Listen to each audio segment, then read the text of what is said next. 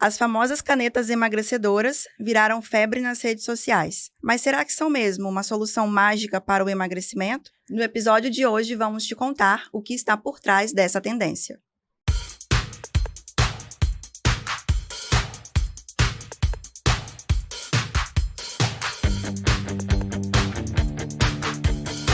Olá, eu sou Gabriela Rebelo, nutricionista, e esse é mais um episódio do podcast NutriDicas. E hoje vamos conversar sobre um assunto que está super em alta, canetas emagrecedoras. E para participar do bate-papo de hoje, eu convidei o médico do esporte, Bruno Oliveira. Bruno, muito obrigada pela presença e por contribuir com a gente com esse bate-papo que está super em alta, né? Olá, Gabriela. Prazer é todo meu, pode ter certeza, até porque é um assunto extremamente importante e precisamos esclarecer para esse público, né? Antes de qualquer coisa, né? O que são essas canetas emagrecedoras que o povo aí tanto tá falando e que todo mundo quer usar? Então, a gente, antes de mais nada, tem que lembrar que são medicações. Então, não é para usar de qualquer jeito e a qualquer hora ou com a indicação do amigo, né? Essas substâncias que estão nessas canetas são substâncias que imitam um hormônio dentro do nosso corpo. Você tem a semaglutida, que é o Ozempic ou o Wegovy, né? São substâncias análogos de GLP-1, que é um hormônio que atua no emagrecimento quando liberado pelo nosso organismo, e ele só é liberado em algumas situações. Você tem o tirzepatida, que é o Mounjaro, que chegou agora nas farmácias, né?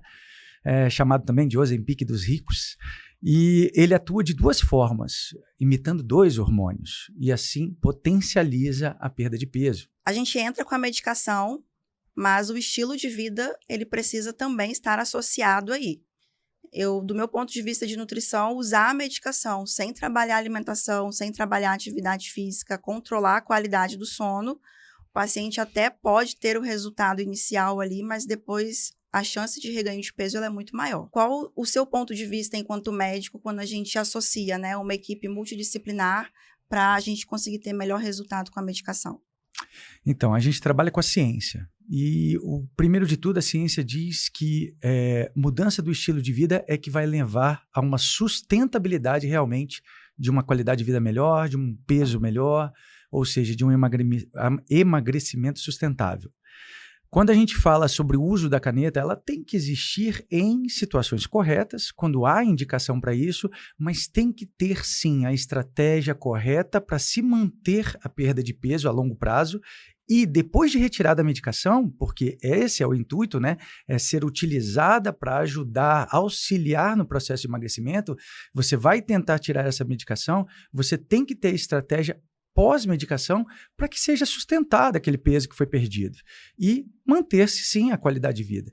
Sem a nutrição adequada do paciente, sem a mudança de hábitos de vida que levaram o paciente àquela situação, não vai ter resultado. A pessoa vai voltar a fazer tudo novamente que fez antes e que levou à situação que teve necessidade de usar a medicação. Então, é extremamente importante essa mudança do estilo, tanto na alimentação, quanto na prática de atividade física, quanto na qualidade do sono, que é tão negligenciado por nós, até na ingesta de água que a gente faz diária, né? Então, isso é muito importante para que você tenha um sucesso no tratamento. Quais são os critérios médicos aí que são utilizados para poder definir se a pessoa ela tem indicação ou não de fazer a utilização dessa medicação? Então, a gente sempre vai avaliar o peso da pessoa em relação à altura, isso é o IMC, né, o famoso IMC. A gente ainda tem o percentual de gordura, então avaliar o quanto de gordura essa pessoa tem realmente para saber certeza se ela está em sobrepeso, obesidade e assim indicar bem a utilização da medicação. Você ainda tem os fatores inflamatórios e queixas dos pacientes. O que são os fatores inflamatórios? Exames laboratoriais complementares, ou seja, complementando todo o diagnóstico, eles vão trazer dizendo se o paciente está inflamado ou não, se tem alterações hormonais ou não, se tem alterações de absorção de vitaminas ou não, né, e a utilização desses nutrientes, e ainda as queixas do paciente, que são extremamente importantes. A gente ouvir o que o paciente tem de queixa que está levando ele àquela condição. E aí, outro ponto muito importante, Bruno, é que esses pacientes, como eles têm uma redução muito grande do apetite, muitos deles acabam deixando de comer principalmente as proteínas. E aí vão negligenciando proteína e a gente vai fazendo a avaliação física, seja por bioimpedância ou pelas dobras, e a gente vai observando que esse paciente vai tendo perda de massa muscular. E isso não é benéfico para o paciente. Você pode falar um pouquinho mais para a gente sobre a questão dessa perda de massa muscular e as consequências? É claro. Vamos lá. Quando a gente tem um emagrecimento, a gente está fazendo déficit calórico. E esse déficit calórico, o corpo, ele entende o seguinte: olha, eu estou sem energia, eu estou consumindo menos energia do que eu estou gastando, então eu preciso queimar alguma coisa dentro de mim para que possa ser gerada essa energia. E a gente queima duas coisas. A gente queima gordura, mas queima também músculo. Então, quando você parte para queima de músculo, você vai perder massa muscular. E o pior, a massa muscular é o que praticamente determina quanto vai ser o seu gasto calórico do dia. Então, se você está perdendo massa muscular, você está diminuindo o seu metabolismo, você está diminuindo a queima calórica. Se você suplementar proteína de maneira adequada, não cortar carboidrato por completo, como a maioria das pessoas quer fazer, porque acham que o carboidrato é o vilão, e não é, e ainda se hidratar bem e fazer exercício físico de força, você tem a tendência de refazer aquela massa muscular que você está perdendo e assim ainda perder mais gordura. Então, quando a gente está em processo de emagrecimento, não adianta nada você perder 10 quilos, mas ser 6 de gordura e 4 de massa muscular. Isso aí não é sustentável e isso não é saudável. Então, a gente tem que corrigir isso. A suplementação da proteína é importante e também não cortar o carboidrato por completo. Isso é bacana porque, às vezes, no consultório, o paciente chega pensando em perda de massa muscular só como uma questão estética. Ah, mas eu não quero ficar fortona, não quero ficar fortão, né? E a musculatura, ela é importante para que a gente mantenha o metabolismo ativo, uma queima, né, de energia, e que a gente consiga manter depois a sustentabilidade desse resultado. E a literatura já traz para a nutrição que a gente precisa aí de um aporte proteico de 1,8, 2,0, 2,2 gramas de proteína por quilo de peso quando o paciente está fazendo a utilização desse tipo de medicação. Então, ter uma dieta bem prescrita, a distribuição de proteínas ao longo do dia. Então, às vezes, a gente colocar aí 6 refeições, né, e não colocar a proteína ali só no almoço, né, a carne, o feijão, a gente colocar uns ovos de manhã, no intervalo da manhã um iogurte, à tarde pode ser um shake de whey, à noite, antes de dormir ali um lanchinho, né, com outra fonte de proteína. Isso é importante, a gente fazer essa distribuição de proteína para que a gente consiga manter essa massa muscular e, como você falou, sempre associada ao treino de força. Porque às vezes a gente fala em emagrecimento, as pessoas também têm aquela ideia de que é treino aeróbico. Então elas querem correr muito, fazer muito pedal, fazer natação, aula de dança e acabam deixando de lado ali o treino de força. É isso mesmo. O melhor dos mundos seria associar os dois tipos de atividade física, o treino de força e o treino cardiopulmonar ou aeróbico, né?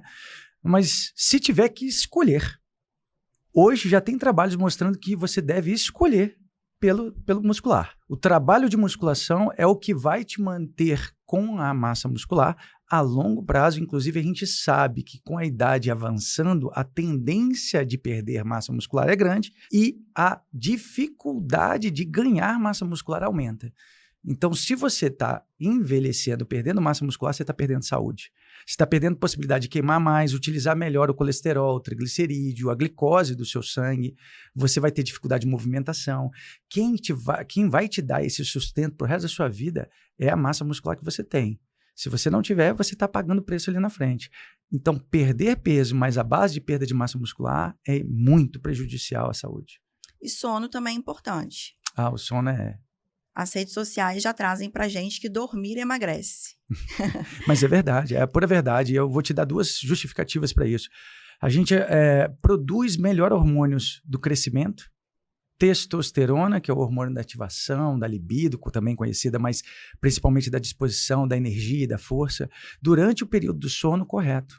Quando você dorme, e dorme principalmente antes das 10h30 da noite, você tem a tendência de produzir esses hormônios de maneira melhor, se o seu sono for um sono satisfatório. Então, não é só dormir cedo, é até preparar-se para dormir. É aquela velha história da higiene do sono, onde você deve evitar pelo menos as telas, celulares, tablets, computador, televisão, pelo menos 1 hora antes de dormir. dá uma relaxada em ambiente mais claro, ou menos claro, né? Com a luz amarela, de baixa intensidade, fazer uma leitura para relaxar a cabeça, que não seja de estudo, que não seja de trabalho, para que isso possa preparar o seu corpo para um relaxamento e que você atinja um sono profundo durante o período noturno. Atingiu esse sono noturno de maneira adequada, você vai ter, sim, os benefícios disso até para emagrecimento, diminuindo o cortisol, favorecendo aos hormônios, então, do emagrecimento e tendo uma qualidade de perda de peso maior. E tem alguns fitoterápicos que a gente pode utilizar, melissa, cidreira, camomila, mulungu, que podem auxiliar bastante aí nessa modulação do sono, né, nessa redução do cortisol. Utilizar o magnésio adequado no período da noite ali também para poder auxiliar nessa questão do relaxamento, magnésio inositol, que é muito indicado. Então, são algumas estratégias também que a gente pode colocar ali, até mesmo a melatonina, Sim. né? Para a gente pensar inicialmente de forma natural, para a gente trabalhando, organizando todo esse organismo e deixando a medicação para dormir, né? Essas outras medicações mais para frente, para quando de fato tiver necessidade. É isso mesmo, a gente tem algumas outras substâncias também. Você mesmo falou do GABA, que é muito importante. Você tem a teanina, que é muito importante também. Passiflora como um fitoterápico, é muito legal, ele traz um relaxamento. Quando você relaxa o corpo, a musculatura e a mente, o seu sono tem de ser mais profundo, então ele tem de ser de melhor qualidade. Você sabe se você dormiu um sono de boa qualidade quando você acorda e vê que você não está tão cansado, todo dolorido, porque se por acaso isso estiver acontecendo, seu sono não está legal. Acordar durante a madrugada também para ir ao banheiro, isso é sinal de que tem alguma coisa errada. Eu considero até uma vez você levantar para ir ao banheiro e voltar e pegar no sono imediatamente, isso é natural. Agora, mais de uma vez, isso já passa a ser irregular e talvez, se é para ir ao banheiro mesmo, tem que avaliar até sua glicose no sangue, se você não está uma pessoa que está desenvolvendo um açúcar alto no sangue e isso favorecendo uma diabetes, uma pré-diabetes, e isso vai fazer você urinar mais. Ou então, se por acaso você está bebendo água excessiva no horário que não deveria. Ela é muito importante, a gente tem um cálculo aí para a ingesta de água diária, mas não é tudo no mesmo horário, né? E falando de água, a desidratação ela pode ser confundida também com fome. Sem dúvida nenhuma. Então, a gente manter um organismo bem hidratado também é importante para a gente alcançar aí esse controle de saciedade. E você pode ter até aquela noção de, tipo assim, aquela pessoa que termina de comer, daqui a 2 horas já está com fome de novo. Pode olhar que provavelmente ela está desidratada. A gente tem a percepção de sede apenas no momento que ou a pessoa está dando palestra, falando muito, falando em sala de aula, ou ela está sob calor, aquela temperatura maior e tal. Como a maioria das pessoas hoje vive em ambiente controlado, temperatura controlada com ar-condicionado e tudo, geralmente ela não sente sede. E ela não se hidrata porque não sente sede. Mas isso vai causar desidratação, porque a sede não é necessariamente um sinal para a gente beber água. E muitas vezes a gente tem o fator realmente neurológico como se fosse um desencadeamento de fome. Ingesta, você está precisando ingerir alguma coisa. Seu corpo entende dessa forma. Ele não vai olhar para a água e falar, eu estou preferindo aquilo dali. Não, ele quer que você ingira alguma coisa. Você muitas vezes vai fazer a hidratação correta e vai conseguir ter uma saciedade melhor. Voltando então às canetas, elas vão atuar então retardando o esvaziamento gástrico, prolongando a nossa saciedade, estimulando a insulina, reduzindo o glucagon e trabalhando também o controle de saciedade através ali do hipotálamo. Mas ela também traz efeitos não desejados. Sim. Efeitos colaterais possíveis e que algumas pessoas notam, dores de cabeça no início do tratamento, intestino constipado, intestino preso.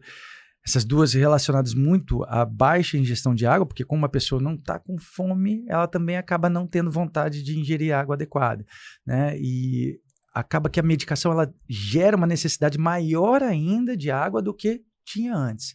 E fora a própria lentificação do sistema gastrointestinal, deixando ele mais lento, faz essa constipação.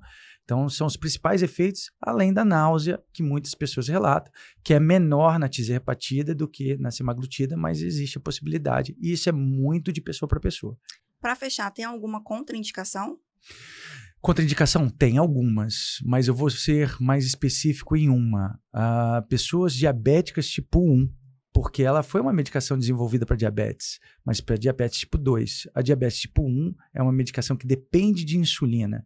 Então, você utilizar essa medicação não é a melhor maneira, mas que não é uma contraindicação absoluta. Podem existir exceções. E existem algumas outras, mas é um pouco mais profunda. E se chegar uma paciente para você querendo perder 5 quilos para poder usar um biquíni no verão, essa paciente tem indicação? Ela tem indicação de fazer um bom trabalho nutricional, atividade física e algumas orientações a seguir, mas com certeza de medicação de caneta, não. Bruno, muito obrigada. Contribuiu muito com o nosso podcast. Vou deixar o seu @ aqui embaixo, da clínica também, o Instituto Bera Life, para que as pessoas possam, né, acompanhar mais o seu trabalho, conhecer um pouco mais sobre as suas estratégias. E é muito bom quando a gente tem uma equipe multidisciplinar e que trabalha de forma ética, né, respeitando ali o que o paciente deseja, mas sempre levando em consideração também a ciência, né? Perfeitamente. Sem uma equipe multidisciplinar, nada é sustentável de maneira correta quando se fala de emagrecimento, tratamento de obesidade. Então, eu que sou muito grato por estar aqui podendo colaborar com essa apresentação de informações para a sociedade. As canetas afinam silhuetas, mas alongam um abismo social gigantesco. O culto à magreza, reforçado pela indústria farmacêutica, vem ganhando peso nas redes sociais.